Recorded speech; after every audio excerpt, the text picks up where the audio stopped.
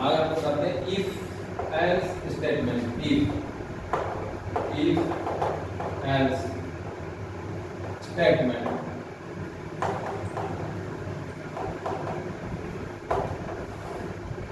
If else statement के बारे में 2 लाइन लिख लीजिए। इसका उपयोग स्टेटमेंट ब्लॉक को एग्जीक्यूट करने के लिए होता है।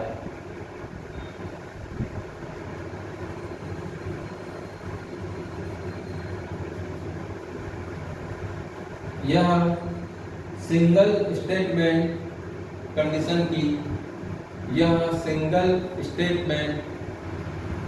की वैल्यू पर निर्भर करता है।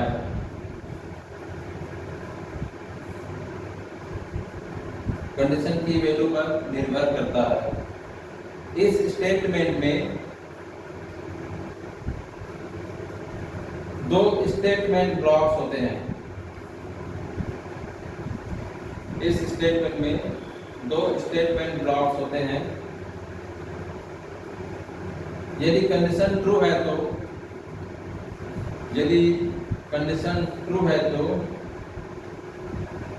पहले स्टेटमेंट ब्लॉक को एग्जीक्यूट करेगा। यदि कंडीशन ट्रू है तो पहले स्टेटमेंट ब्लॉक को एग्जीक्यूट करेगा, अन्यथा दूसरे स्टेटमेंट ब्लॉक को एग्जीक्यूट करेगा, अन्यथा दूसरे स्टेटमेंट ब्लॉक को एग्जीक्यूट करेगा जो एल्स के बाद है।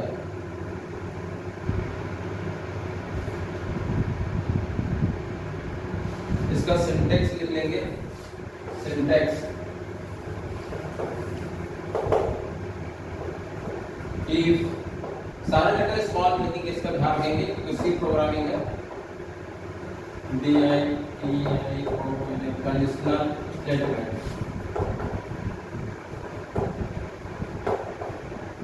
कंडीशनल स्टेटमेंट, उसके बाद curly bracket open, first statement, semicolon, curly bracket close, then else, else, curly bracket open करेंगे, फिर सेकंड स्टेटमेंट,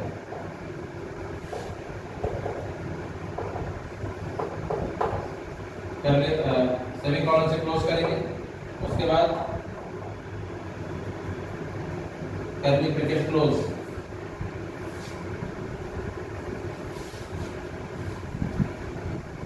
इसमें हमेशा ध्यान रखना कि इफ स्टेट कंडीशन, यदि कंडीशन ट्रू होगा तो अपने आप इसको एग्जीक्यूट करेगा। कंडीशन जो भी दिया ट्रू होगा तो, और यदि फॉल्स हो जाएगा तो सेकंड स्टेटमेंट को एग्जीक्यूट करेगा। उसके बाद ब्लॉक जो है इस इफ स्टेटमेंट से बाहर हो जाएगा। एक प्रोग्राम बना करके देख सकते हैं। फ्लो चार्ट हम बनाए थे, फ्लो चार्ट बताया था आपको ना, ठीक है। फ्लो चार्ट है, ये सिंटैक्स है। सिंटैक्स याद रखेंगे, जब भी एग्जाम में आता है तो सिंटैक्स को थोड़ा अच्छे से साफ कर लेंगे, हो सके तो आप इसको एक तरह से, क्योंकि एक तरह से ये भी एक फार्मूला ही होता है।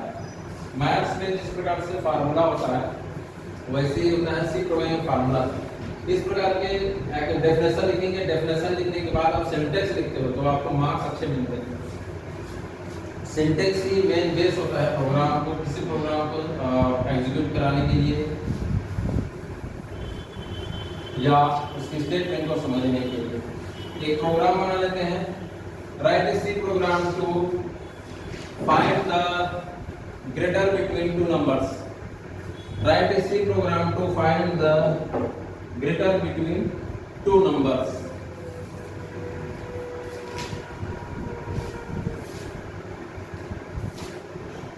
हैश साइन लगाएंगे, उसके बाद क्या लिखेंगे, include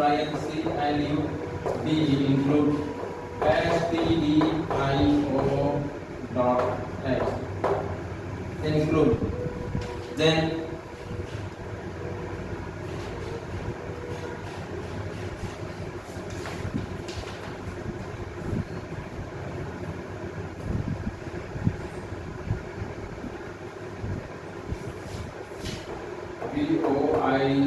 boy man, करेंगे, करेंगे INT इंटीजर A, B, दो इंटीजर होते हैं, ठीक है। अब यहाँ पे हमको क्या है, वैल्यू इनपुट कराना है, तो क्या करेंगे हम, print F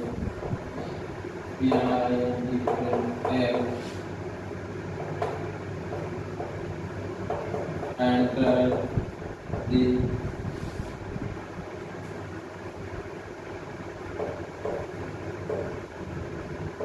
value of a. दो इनपुट करा, एक सपोज माना वैल्यू ए है, ए के लिए अब यहाँ पे क्या करेंगे, scan F, SCAN scan F, then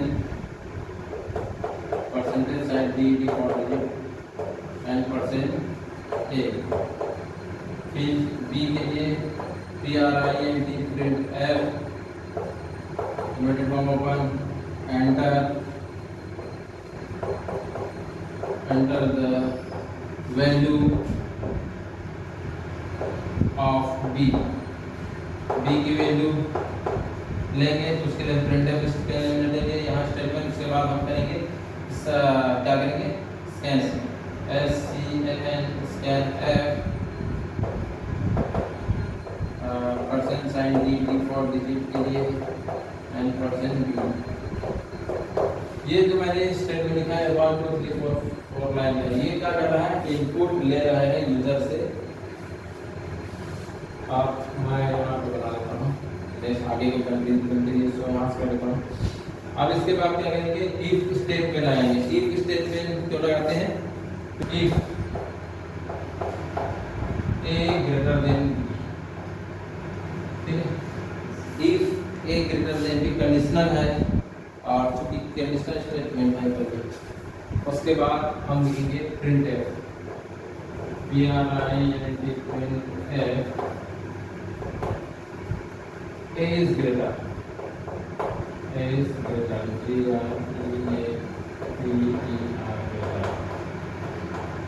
ठीक है, सभी कॉलम लगा देंगे। इसमें सभी कॉलम नहीं लगेगा ना, S print F print F B is greater,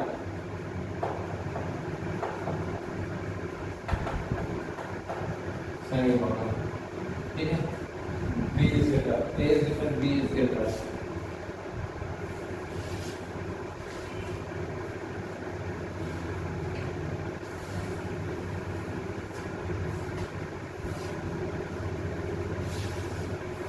उसके बाद हम प्रोग्राम को क्लोज करेंगे। इस प्रोग्राम का आउटपुट क्या आएगा, एंटर द वैल्यू ऑफ ए। जैसे हम रन करेंगे प्रोग्राम को, कैसे रन करते हैं, Ctrl+F9 CTRL+F9 बटन प्रेस करेंगे तो आपका प्रोग्राम रन हो जाता है। Ctrl+F9 यहाँ पे लिखेंगे enter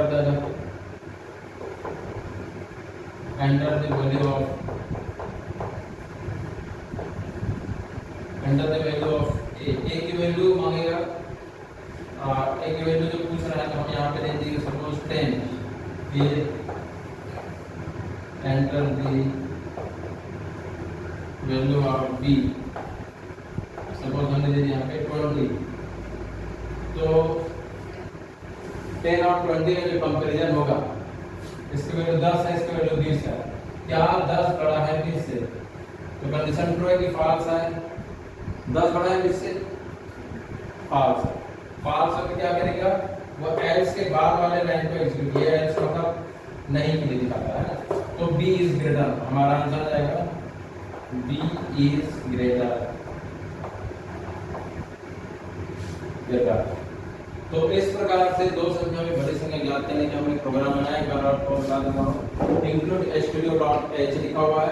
include studio.h क्या होता है, हेडर फाइल होता है। हेडर फाइल किसके लिए होता है, studio.standard input output जो होता है आपका printf और इसके लिए जो हम फंक्शन यूज कर रहे हैं उसके लिए हेडर फाइल डिक्लेयर किया जाता है। उसके बाद void main एक फंक्शन है जो वैल्यू रिटर्न करता है, और int a b दो प्रकार का हमने वेरिएबल ले रखे हैं।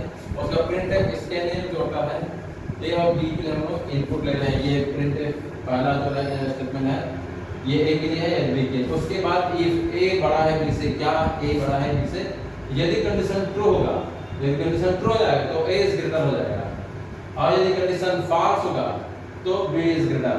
अगर सपोज फॉर एग्जांपल अगर मैंने पहला वैल्यू 50 दे रखा है और सेकंड वैल्यू 20 है, तब यहाँ पे क्या होगा, ये समझिए इसका स्टेटमेंट इसलिए 50 ग्रेटर देन 20, क्या 20 क्या 50 बड़ा है 20 से, बड़ा है कि नहीं है? यदि है तो क्या होगा, ये कंपाइलर जो है इसको लाइन को एग्जीक्यूट कर रहा है वो यहाँ पर डायरेक्ट यहाँ पे चल जाएगा, ये वाले एलिमेंट में। अगर नहीं होगा, कंडीशन फॉल्स होगा तो यहाँ चला जाएगा, होगा तो यहाँ पे जाएगा। ठीक है, तो ये इसके इसका आगे बताइए, इसके अंदर ये स्टेटमेंट है, इसको फॉलो करता है। ठीक है, तो कंडीशन अगर फॉल्स है, यदि ट्रू है तो ए इज ग्रेटर प्रिंट कर देगा, तो यहाँ पर जाएगा ए इज ग्रेटर। तो इस प्रकार से हम लोग प्रोग्राम को चला लेते हैं एग्जीक्यूट, इससे क्या होता है हमको पता चल जाता है कि हमारा प्रोग्राम सही है या नहीं है।